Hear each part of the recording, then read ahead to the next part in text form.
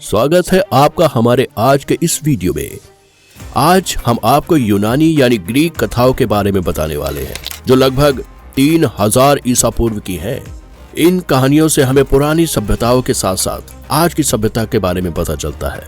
यहाँ से मिली बुक्स से हमें बहुत सी कहानियों के बारे में पता चला है। आप चाहे ओडिसियस, पर्शियस और एंड्रोमेडा, एटलस और हरक्यूलिस की कहानी हो या ट्रोजन के युद्ध की कहानी या फिर वहां के देवताओं और योद्धाओं की कथाएं ही क्यों न हो, ये सभी कहानियां आज के साहित्य में अमर हो चुकी हैं।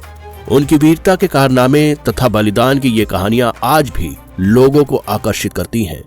आप सभी ने दुनिया भर की बहुत सी माइथोलॉजी के बारे में सुना ही होगा, लेकिन अगर हम ग्रीक माइथोलॉजी की बात करें तो वो अपने आप में अनेक रहस्य समेटे हुए है। आज की इस वीडियो में हम बात करेंगे the destroyer, the slayer of monster और पर्शियस की, जो ग्रीक जैसे महान देश के निवासी थे। तो आइए बिना किसी देरी के जानते हैं कि कौन थे ये महान पर्शियस। पर्शियस का जन्म आज से लगभग 213 से 212 बीसी पहले हुआ था।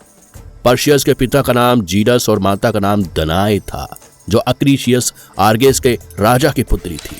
पर्शियस के जन्म की कहानी बड़ी ही दिलचस्प है। जब अक्रीशियस को यह डर लगा कि उसकी बेटी का लड़का ही उसकी जान का दुश्मन बनेगा, तब उसने अपने एक सलाहकार से सलाह ली, जिसने उसको बताया कि वह किसी दिन अपनी पुत्री के ही पुत्र के द्वारा मार दिया जाएगा। इस प्रोफेसी से बचने के लिए उसने दनाए को बिना संतान के रखने के लिए उसको अपने महल के द्वार के सड़े आभूषण कक्ष में बंद कर दिया और आजीवन कारावास की सजा दी। इसके साथ ही वहां किसी भी मर्द का आना जाना वर्जित कर दिया गया, जिससे कि वो प्रेग्नेंट ना हो सके। जब ज्यूस ने यह सब देखा तो ज्यूस बड़ी ही चालाकी से भेष बदलकर दनाए से मिलने पहुंच गए। यहाँ कहा तो यह जाता है कि ज्यूस की रिंग्स जो पानी के रूप में जाकर दनाए से जा मिली थी और इसी वजह से दनाए प्रेग्नेंट हो गई थी। प्रेग्नेंट होने के ठीक 9 महीने बाद ही उसका पुत्र पर्शियस पैदा हुआ, जिसका असली नाम उसकी मां के द्वारा परसेयस यूरिमेडोन रखा गया। अपने भविष्य के लिए डरते हुए अक्रीशियस ने अपनी पुत्री के पुत्र को मार देने के लिए और इसके साथ ही देवताओं के क्रोध को नहीं भड़काने के लिए उसने उन दोनों को एक लकड़ी के बॉक्स में बंद करके समुद्र में डाल दिया। पर्शियस और उसकी मां समुद्र की कठिनाइयों से जूझती हुई जैसे तैसे एक किनारे पर पहुंच गए। वहां पर उसको एक मछुआरे ने अपने जाल, जो डिक्टीस के नाम से जाना जाता था, उसमें फंसा के माँ बेटे को द्वीप के किनारे पर खींच लिया। पर्शियस का बचपन गरीबी से गुजरा। उस मछुआरे ने पर्शियस को जवानी तक पाला पोसा। दूसरी तरफ वहां के राजा पॉलीडेक्टिस को सुंदर दनाए से प्यार हो गया था। यह देखकर पर्शियस को लगा कि पॉलीडेक्टिस उसकी मां के लिए कुशल नहीं था और उसने अपनी मां को उससे बचाने के लिए उपाय सोचे। पॉलीडेक्टिस को यह पता चल गया था कि पर्शियस को उसकी मां के पास आना पसंद नहीं है, तो उसने एक ग्रैंड पार्टी रखी जिसमें वहां के सारे राजा उसके लिए तोहफा लेकर आए, जिसमें से कुछ घोड़े और महंगे उपहार भी शामिल थे। लेकिन सच्चाई तो यह थी कि पॉलीडेक्टिस ने असल में पर्शियस की इंसल्ट करने के लिए यह पार्टी ऑर्गेनाइज की थी। यह एक चाल थी पर्शियस को उसकी मां से अलग करने की। पर्शियस के पास कोई घोड़ा या किसी भी तरह का गिफ्ट नहीं था, इसीलिए उसने पॉलीडेक्टिस से कहा कि उसको उपहार में क्या चाहिए। पॉलीडेक्टिस ने पर्शियस को पार्टी में बिना गिफ्ट के चले आने पर बहुत ही ज्यादा जलील किया और उसे मजबूर किया कि वह उससे वादा करे कि उसको मनचाहा उपहार दे। और हुआ भी कुछ ऐसा ही। जब पर्शियस को अपनी बेइज्जती सहन नहीं हुई तो उसने पॉलीडेक्टिस को मनचाहा गिफ्ट देने का वादा कर दिया। पॉलीडेक्टिस ने मौका पाते ही पर्शियस से यह मांगा कि उसे सिर्फ मानव गोल्डन मेडुसा का सिर चाहिए, जिसकी नजरें लोगों को पल भर में पत्थर में बदल देती हैं। हम आपको बता दें, मेडुसा बहुत ही सुंदर रानी हुआ करती थी, जो एक देवी की भक्ति में खोई हुई रहती थी। दुर्भाग्यवश उसको एक श्राप लगा, जिससे वह एक भयानक राक्षसी में बदल गई थी। एक ऐसी राक्षसी जिसका सिर हजारों सांपों से घिरा रहता था और उसको अभी तक किसी भी राजा या योद्धा ने नहीं हराया था। तो चलिए अब कहानी में वापस आते हैं। पर्शियस को कोई अंदाजा नहीं था कि मेडुसा को कैसे ढूंढा जाए और उसे कैसे हराया जा सके। इसीलिए उसने एथेना देवी की हेल्प ली, जिसने पर्शियस को हेस्पेरिडेस को ढूंढने के लिए कहा और गोल्डन को परास्त करने के लिए आवश्यक हथियार सौंपे गए थे, जो पर्शियस की मेडुसा के साथ लड़ाई में मदद करते। एथेना के मार्गदर्शन का पालन करते हुए पर्शियस ग्रेये गोर्गन की बहन को ढूंढने के लिए निकल पड़े।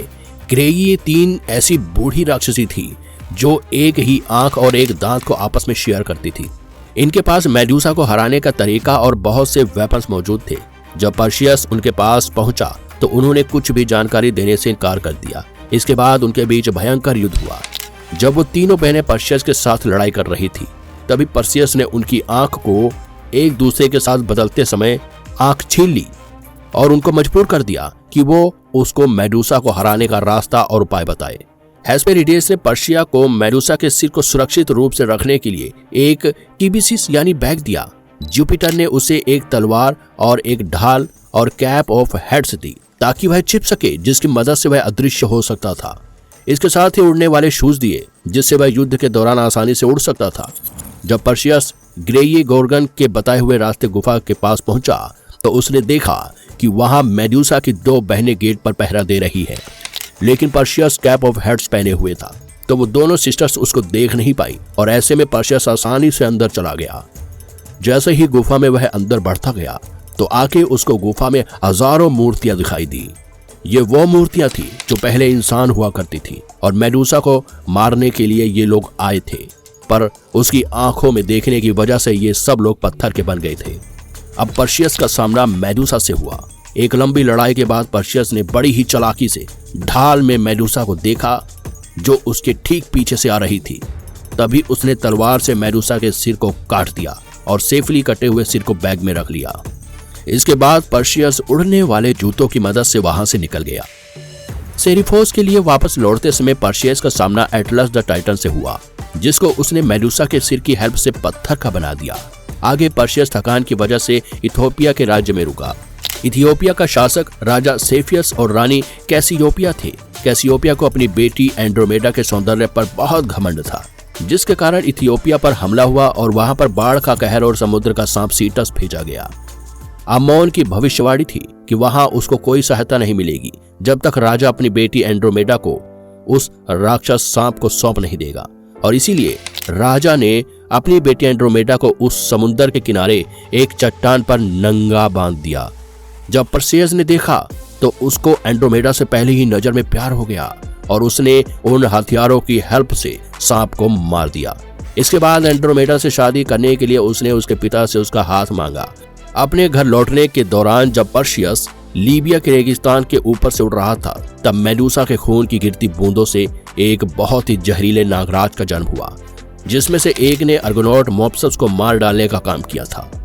सेरिफोस लौटकर पर्सियस देखता है कि उसकी मां दनाए पॉलीडेक्टिस के बहुत ही गंदे बर्ताव से गुजर रही थी। लेकिन जैसा कि पर्सियस ने पॉलीडेक्टिस को यह वादा किया था कि वह उसको मेडूसा का सिर ला कर देगा, और अपना वादा पूरा करते हुए उसने बड़ी ही सावधानी से मेडूसा के कटे हुए सिर को पॉलीडेक्टिस को सौंप दिया। लेकिन ध्यान रखा कि सिर का मुंह पॉलीडेक्टिस की तरफ रहे, और जैसे ही उसने मेडूसा के कटे हुए सिर की तरफ देखा तो पॉलीडेक्टिस भी पत्थर का बन गया। इसके बाद पर्सियस ने अपने एडॉप्टेड फादर को वहां का राजा बना दिया। पर्सियस ने जब एंड्रोमेडा से विवाह किया तो उन्होंने एक शहर की स्थापना की और उसका नाम अमांत्रा रखा। फिर पर्सियस ने अनेक युद्ध लड़े, जिसमें से एक इसोरियंस और सिलिशियंस से भी था, और जिसके बाद पर्सियस ने तार्सस शहर की स्थापना की, क्योंकि पर्सियस को बताया गया था कि वह हर एक स्थान पर एक शहर की स्थापना करेगा जहां उसके पैर जमीन को छू जाएंगे। इसके बाद अगले युद्ध में उन्होंने मीडस को जीत लिया और देश का नाम पर्सिया रख दिया। इसके बाद पर्सियस ने एथेना को ढाल, तलवार और सारे हथियार लौटा दिए। उधर पर्सियस के ग्रैंडफादर अक्रिशियस के पास ये खबर फैल रही थी कि पर्सियस एक दिन वापस आएगा और अपना बदला पूरा करेगा, जिसके कारण अक्रिशियस छुप छुप के भेष बदलकर अलग राज्य में रहने लगा। लेकिन पर्सियस को बदला लेने की कोई इंटेंशन नहीं थी, क्योंकि वह लोगों की नज़र में एक ग्रेट हीरो था, जिससे लोग उसे अपनी पार्टी, गेम्स और डिफरेंट एक्टिविटी में इन्वाइट करते थे। ऐसे में एक गेम्स में पर्सिया ने भाग लिया और एक डिस्कस थ्रो को फेंकते समय थ्रो जनता के बीच छुपे अक्रिशियस के लग गया और उनकी मृत्यु हो गई। इस प्रकार सदियों से चली आ रही प्रोफेसी और न चाहते हुए भी पर्सियस का बदला पूरा हो गया। बाद में एक युद्ध के दौरान उन्होंने पुनः मेडूसा के सिर का उपयोग करने की कोशिश की, क्योंकि पर्सियस बूढ़े हो गए थे और अच्छी तरह से देख नहीं सकते थे, इसलिए सिर काम नहीं किया। पर्सियस ने समझा कि यह सिर अब बेकार हो गया है, तो उसने सिर को अपनी ओर मोड़ दिया और खुद पत्थर के बन गए। इस प्रकार एक महान योद्धा का अंत हो गया। तो दोस्तों, कैसी लगी आपको यह ग्रीक मैथोलॉजी?